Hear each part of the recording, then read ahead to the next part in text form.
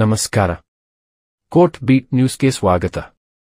ಕರ್ನಾಟಕ ಲೋಕಸೇವಾ ಆಯೋಗದಲ್ಲಿ ಮಹತ್ವದ ಹುದ್ದೆಗೆ ನೇಮಕಾತಿ ಪ್ರಕ್ರಿಯೆ ಆರಂಭವಾಗಿದೆ. ಕಾನೂನು ಕೋಶದ ಮುಖ್ಯಸ್ಥರ ಹುದ್ದೆಗೆ ಕಾನೂನು ಸಲಹೆಗಾರರನ್ನು ನೇಮಿಸಲು ಅರ್ಹ ಅಭ್ಯರ್ಥಿಗಳಿಂದ ಅರ್ಜಿ ಆಹ್ವಾನ ಮಾಡಲಾಗಿದೆ. ಕರ್ನಾಟಕ ಲೋಕಸೇವಾ ಆಯೋಗದಲ್ಲಿ ಕಾನೂನು ಕೋಶದ ಮುಖ್ಯಸ್ಥರ ಹುದ್ದೆಗೆ ಕಾನೂನು ಸಲಹೆಗಾರರನ್ನು ನೇಮಕಾತಿ ಮಾಡಿಕೊಳ್ಳಲು ಲೋಕಸೇವಾ ಆಯೋಗವು ಸೆಪ್ಟೆಂಬರ್ 5, 2024 ರಂದು ಅಧಿಸೂಚನೆಯನ್ನು ಹೊರಡಿಸಿದೆ. ಈ ಹುದ್ದೆಯ ಅವಧಿ 2 ವರ್ಷಗಳಾಗಿರುತ್ತದೆ.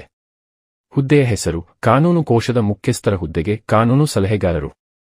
ಈ ಹುದ್ದೆಯ ವೇತನ ಮಾಸಿಕ 1,15,000 ರೂಪಾಯಿಗಳಾಗಿರುತ್ತದೆ. ಇದರ ಜೊತೆಗೆ ವಾಹನ ಭತ್ಯೆಯಾಗಿ ಪ್ರತಿ ತಿಂಗಳಿಗೆ 35,000 ರೂಪಾಯಿ ನಿಗದಿಪಡಿಸಲಾಗಿದೆ.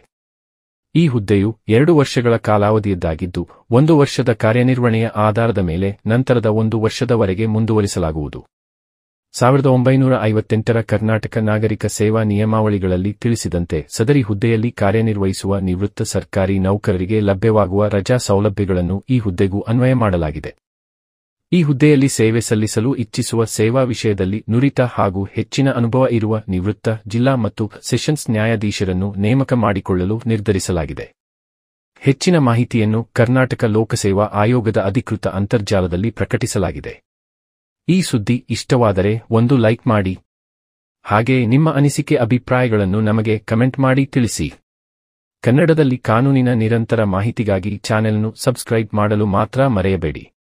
ನಿರಂತರ ಸುದ್ದಿಗಳಿಗಾಗಿ ನೋಡ್ತಾ ಇರಿ ಕೋರ್ಟ್ ಬೀಟ್ ನ್ಯೂಸ್.